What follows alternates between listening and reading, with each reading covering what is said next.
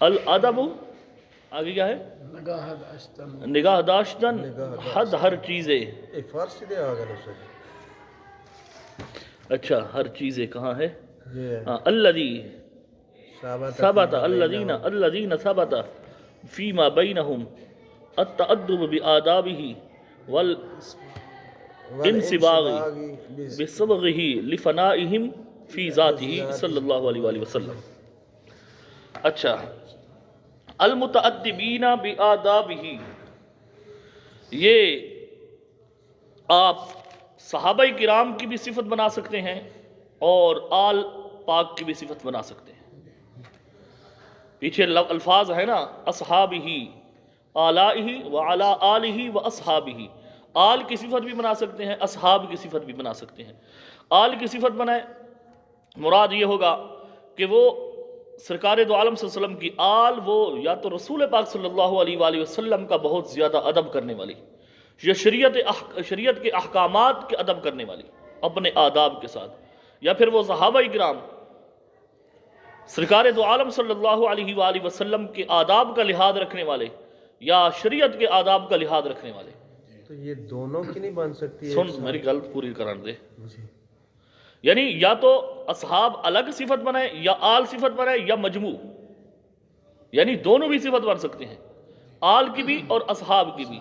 یعنی وہ تمام پاکیزہ ہستیاں، چاہے وہ آل ہوں چاہے وہ اصحاب ہوں، وہ تمام کے تمام. آگے پھر ہی ضمیر کے مرجع کے اندر بھی احتمالات ہیں، یعنی سرکار دو عالم صلی اللہ علیہ وآلہ وسلم کے آداب کا لحاظ رکھنے والے یا پھر آپ کے شریعت کے آداب کا لحاظ رکھنے والے. اچھا اب رہ گیا لفظ آداب، یہ ادب کی جمع ہے. کہتے ہیں مولانا آداب اس کے کئی معنی استعمال ہوتے ہیں ادب کے. ادب کا معنی علم و عقل بھی ہوتا ہے، ادب کا معنی پسندیدہ طریقہ بھی ہوتا ہے، طور پسندیدہ، اور ادب کا معنی شگفتن بھی ہوتا ہے، اور ادب کا ایک معنی چوتھا معنی مہمان کو کھانا کھلانے کی دعوت دینا بھی ہوتا ہے.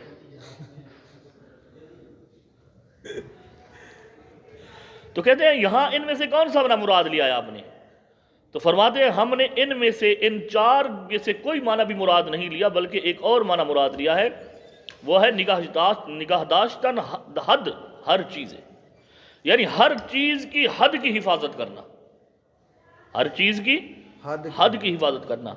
یعنی آل پاک اور اصحاب رسول صلی اللہ علیہ وآلہ وسلم یا تو نبی پاک صلی اللہ علیہ وآلہ وسلم کے آداب میں سے آداب کی جو حدیں ہیں ان کی حفاظت کرنے والے ہیں، یا شریعت کے جو احکامات ہیں، احکام شرع کی حدود کے محافظ ہیں. یہ معنی شارح رحمۃ اللہ تعالی علیہ نے لیا ہے. اچھا کیونکہ باقی معنی جو ہے وہ یہاں موافق ہی نہیں تھے، اسی وجہ سے یہی معنی مراد لیا. پھر سوال یہ ہوتا ہے مولانا اس صورت میں شارح کا قول متعدبین بآدابہ ہی درست نہیں ہوتا، کیونکہ آداب جمع ہے، وہ تعدد افراد کا تقاضا کرتا ہے، اور یہاں ادب کے اندر اس معنی کے لحاظ سے تعدد منتفی ہے. تو کہتے ہیں مولانا یہاں جو الادب کے اوپر الف لام ہے یہ عوض مضاف الیہ ہے، یعنی ادب کل شیء نگاہ داشتن حد چیزیں، یا ادب شیء یعنی ہر چیز کا ادب. اب اس کے اندر بھی جمعیت والا، یعنی اس میں یعنی کہ ادب کے اندر بھی ہر قسم کے آداب شامل ہو گئے، ہر قسم کا ادب شامل ہو گیا. مضاف الیہ کے عوض میں ہے الف لام. ہاں جی مضاف الیہ کے عوض. میں تو نو دسیا سی استاد جی، کیا جی نے کارڈ گیا میں کہ ایک ہی بندہ سے. اچھا آگے بیان فرماتے ہیں مولانا الذی ثبت، یہاں پہ اعتراض ہوتا ہے مولانا المتعدبین، ادھر رکھ دیتے پتہ ہی نہیں. المتعدبین یہ آل اصحاب اور یا دونوں کی صفت تو آپ نے منا لی، لیکن ایک صفت کے اندر دو احتمال ہیں. یا تو یہ صفت مادحہ ہے یا صفت تقییدیہ ہے۔ اگر آپ صفت مادحہ بنائیں یعنی المتعدبین بآدابہ، آل اور اصحاب کی صفت مادحہ بنائیں، مدح والی صفت، تو اس صورت میں چند خرابیاں لازم آتی ہیں۔ پہلی بات کہ اس طرح لازم آئے گا کہ چونکہ یہاں جمع کا صیغہ ہے المتعدبین اور جمع معرف باللام استغراق کا فائدہ دیتی ہے، اور اسی طرح آگے مضاف ہے یعنی آداب، اس کی ضمیر کی طرف اضافت ہے، تو آداب جمع کا صیغہ ہے اور اس کی جب ضمیر کی طرف اضافت ہو، مضاف ہو، یہ جمع جس وقت مضاف ہو تو یہ بھی استغراق کا فائدہ دیتی ہے۔ مطلب یہ بنے گا اس سے لازم آئے گا کہ آل اور اصحاب دونوں میں سے ہر ایک آپ کے تمام آداب کا لحاظ رکھنے والے ہیں، یعنی آل اور اصحاب دونوں آپ کے آداب میں سے ہر ایک ادب کے ساتھ متصف ہیں۔ حالانکہ یہ معنی بھی لینا درست نہیں ہے، کیونکہ کوئی بھی ہو غیر نبی نبی کے تمام اوصاف کے ساتھ متصف نہیں ہو سکتا، تو لہذا یہ معنی لینا درست نہیں۔ دوسرا اس کے اندر یہ احتمال ہے، المتعدبین یہ پہلی جمع ہے، یا پھر اس سے مراد المتعدبین کے تمام افراد مراد ہوں، اور یہ بھی فی نفسی باطل ہے، یعنی مطلب یہ بنے متعدبین کے تمام افراد مراد لینے کی صورت میں مطلب یہ بنے گا تمام آل اور اصحاب مرتبہ اور فضیلت کے اندر برابر ہیں۔ حالانکہ اصحاب صحابہ کرام کی اہل بیت اطہار کی ایک طرح سے ایک کیا نام ہے درجات کی بلندی اور افضلیت یہ ثابت ہے، حضرت سیدنا صدیق اکبر رضی اللہ تعالیٰ عنہ باقی صحابہ کرام سے افضل، اور خلفائے اربع باقی تمام صحابہ کرام سے افضل، عشرہ مبشرہ، اور اسی طرح اصحاب بدر، تو ان کے بارے میں تو احادیث مبارکہ واضح طور پر موجود ہیں، تو کہتے ہیں تمام آل اور تمام اصحاب کا مرتبہ اور فضیلت کے اندر جمع ہونا یعنی برابر ہونا لازم آتا ہے، اور یہ بھی باطل ہے۔ تیسرا احتمال یعنی صفت مادحہ کی صورت میں تیسرا احتمال یہ بنے گا کہ چونکہ یہاں دونوں جمع کے صیغے ہیں، المتعدبین بھی جمع کا صیغہ ہے اور آداب بھی جمع کا صیغہ ہے، اور جمع کے مقابلے میں جس وقت ہو تو انقسام الاحاد علی الاحاد کا تقاضا کرتی ہے، یعنی واحد کی طرف تقسیم ہو جائے، یعنی پوری قوم اپنی کرسیوں کو سنبھال لے اور ان کرسیوں کو سنبھال لے، تو اس کا یہ مطلب نہیں ہے کہ ایک کرسی پہ بیٹھ جائے سارے، یا یہ مطلب نہیں ہے کہ ایک آدمی تمام کرسیوں پہ بیٹھ جائے، بلکہ ہر ایک اپنی اپنی کرسی سنبھالے گا۔ تو کہنے کا مقصد یہ ہے کہ جب جمع سے مقابلہ ہو تو انقسام الاحاد علی الاحاد کا وہ تقاضا کرتی ہے، یعنی واحد کی واحد پر تقسیم۔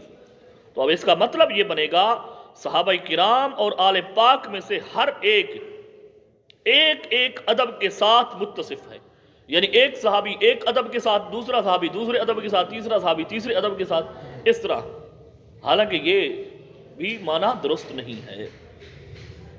اور دوسرے نمبر پہ، اور اگر آپ صفت تقییدیہ بنائیں، یا تو ایک صفت تقییدیہ ہوگی، یہ بھی درست نہیں ہے۔ صفت تقییدیہ کے صورت میں مطلب یہ بنے گا کہ چونکہ پیچھے صلاۃ کا ذکر ہے، صلاۃ کا اطلاق ان پر آ رہا ہے، اب صفت تقییدیہ یعنی مقید کرنے کی صورت میں مطلب یہ بنے گا کہ بعض صحابہ کرام جو ہیں وہ صلاۃ کے نزول سے خارج ہو گئے، بعض آل صلاۃ کے نزول سے خارج ہو گئے، یعنی جن کو صلاۃ شامل ہوگی وہ شامل، اور بعض جو ہیں جن کو تقیید کریں گے مقید کریں گے وہ خارج ہو جائیں گے۔ حالانکہ یہ معنی بھی لینا درست نہیں ہے کہ صلاۃ و سلام کے نزول سے جو خروج لازم آ رہا ہے اس طرح درست نہیں ہے۔ اور دوسری صورت میں دوسرا اطلاق، دوسرا محال جو لازم آتا ہے،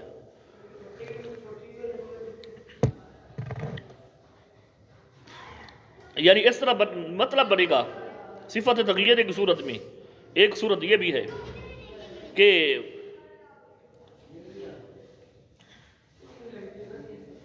بعض صحابہ کرام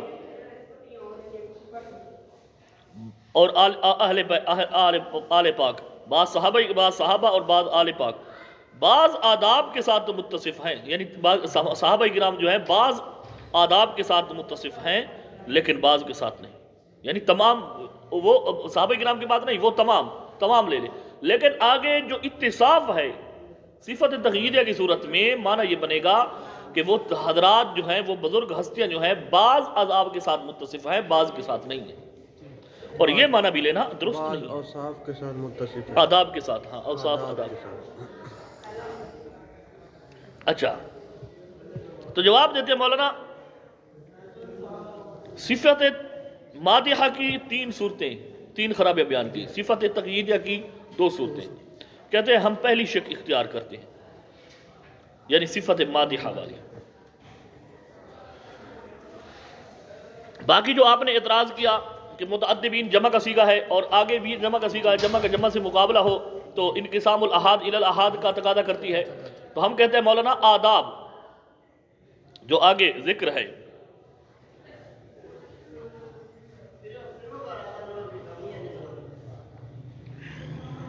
ہی ضمیر کا مرجع بے آداب ہی ضمیر کا مرجع جو ہے آپ کے جنس سے آداب ہے، یعنی آداب کی ایک جنس ہے۔ اب اس معنی کے یعنی کہ تعویل کے اعتبار سے آل پاک اور اصحاب پاک آپ کے جنس ادب کے ساتھ متصف ہیں، اور آپ جانتے ہیں جنس کا اطلاق قلیل پر بھی ہوتا ہے، کثیر پر بھی، تو جنس ادب کے ساتھ متصف ہوں، آگے عام ہے چاہے وہ کم ہوں یا زیادہ ہوں۔ آگے کیا لفظ ہے؟ بِسَبْغ الانصباغ، الانصباغ بسبغہ، انصباغ کا معنی ہوتا ہے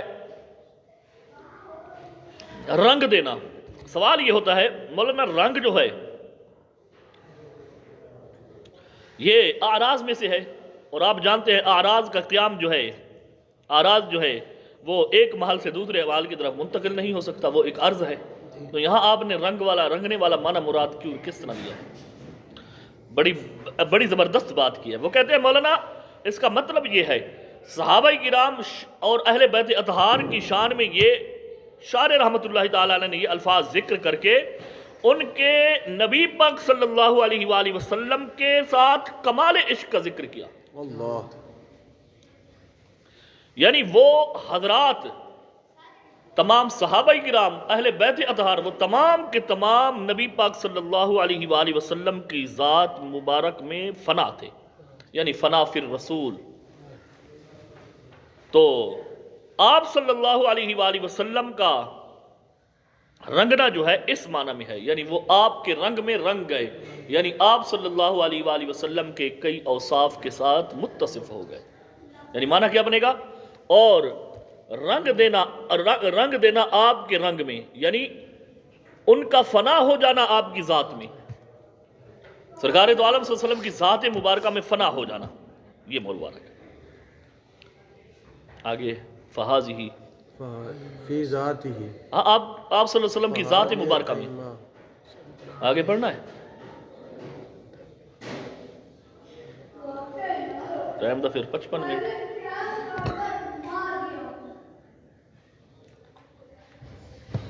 ہاں جی ہاں جی پڑھ لیں میرے سناس کل فوائد شروع کریں گے۔ اچھا، حاضی سے پہلے چونکہ آپ جانتے ہیں شرح جامی کے اندر اما بعد کے الفاظ بھی ہیں، اس کے بارے میں تفصیل کی زیادہ ضرورت نہیں، لیکن اتنا یاد رکھیں محذوف منوی کی صورت میں مبنی علی الضم ہوتا ہے، تو یہاں بھی مبنی علی الضم ہوگا۔ باقی صورتوں میں چونکہ معرب ہوتا ہے بعد، تو یہاں مبنی علی الضم ہے، کیونکہ بعد الحمد والصلاۃ یہاں اس کا محذوف جو ہے منوی ہے اما بعد کے اندر۔ جی آگے آ گیا فہذہ، کیا ہے لفظ؟ فہذہ ایما سیتلا علیکا، حاضی، علیکہ لکھے، ہاں جی، حاضی کا مشار الیہ، کہتے ہیں مولانا اس میں اشارہ میں سے ہے، اس کا مشار الیہ کیا بنائیں گے؟ یا تو آپ الفاظ کو بنائیں گے جن کو شارع علیہ السلام نے فوائد ضیائیہ میں ذکر کیا، صرف الفاظ بنائیں، یا صرف معانی بنائیں، یا صرف نقوش بنائیں، یا مرکب من اثنین، یعنی مطلب کہ تین صورتیں یہ ہو گئی نا اکیلے اکیلے کی. جی یا پھر آپ بنائیں الفاظ و معانی سے جو مرکب ہو, یا الفاظ و نقوش سے جو مرکب ہو, یا معانی اور نقوش سے مرکب ہو, یا پھر ان تینوں کے مجموعے کو. کل کتنے احتمالات ہو گئے؟ 7. 7 ہو گئے. الفاظ, معانی, نقوش. الفاظ و معانی, الفاظ و معانی, الفاظ و نقوش, معانی و نقوش, اور تینوں کا مجموعہ الفاظ و معانی اور نقوش تینوں کا مجموعہ 7 ہو گئے. کہتے ہیں مولانا ان میں سے کس کو بنائیں گے؟ تو کہتے ہیں مولانا ہم یہاں مشار الیہ وہی چیز بنائیں گے جو کہ آگے ذکر ہے سمیتھا الفوائد الضیائیہ. ہاں تو چونکہ سمیتھا ہا ضمیر کا مرجع جس چیز کو بنایا ہے گیا ہے وہی چیز ہی کا مشار الیہ بھی بنے گا. جی یعنی ان چیزوں میں سے کوئی ایک چیز. لیکن اس طرح نہیں کہ جو مرتب ہو ترتیب خاص کے ساتھ جو شارع علیہ السلام نے کیا ہے, بلکہ اس حیثیت سے ان کا مجموعہ بنائے تو مطلقاً نہیں بلکہ مطلوب کی قید کے ساتھ, یعنی جن کو پڑھا جائے گا, تلاوت کیا جائے گا. جیسا کہ شارع جامی رحمۃ اللہ تعالی علیہ نے اس بات کی وضاحت کی, یعنی اے ما سیتلا علیہ کا جو ان قریب تجھ پر تلاوت کیا جائے گا. جی پھر سوال ہوتا ہے مولانا مشار الیہ ہذہ کا مشار الیہ آپ نے اس چیز کو بنایا جس کی تلاوت کی جائے گی, یعنی مراد جو کچھ کتاب کے اندر ذکر ہوگا, جیسا کہ ہا ضمیر کا مرجع بھی وہی, یا فوائد الضیائیہ یا شرح جامی یا شارع رحمۃ اللہ علیہ کی جو ایک ترتیب دی ہوئی کتاب ہے. بہرحال جو بھی بنائے, چونکہ ہذہ کا مشار الیہ ہوتا ہے محسوس مبصر, یعنی جو چیز مشاہدے میں آنے والی ہو, محسوس ہو مشاہدے میں آنے والی. آپ نے جس چیز کو بنایا ان میں سے کوئی بھی چیز محسوس مبصر نہیں ہے, تو پھر آپ نے کیسے مشار الیہ بنا دیا؟ تو کہتے ہیں مولانا یہاں پہ ہم نے معقول کو بمنزل محسوس کے قرار دیا تاکہ مشار الیہ کے کمال ظہور کی طرف اشارہ ہو.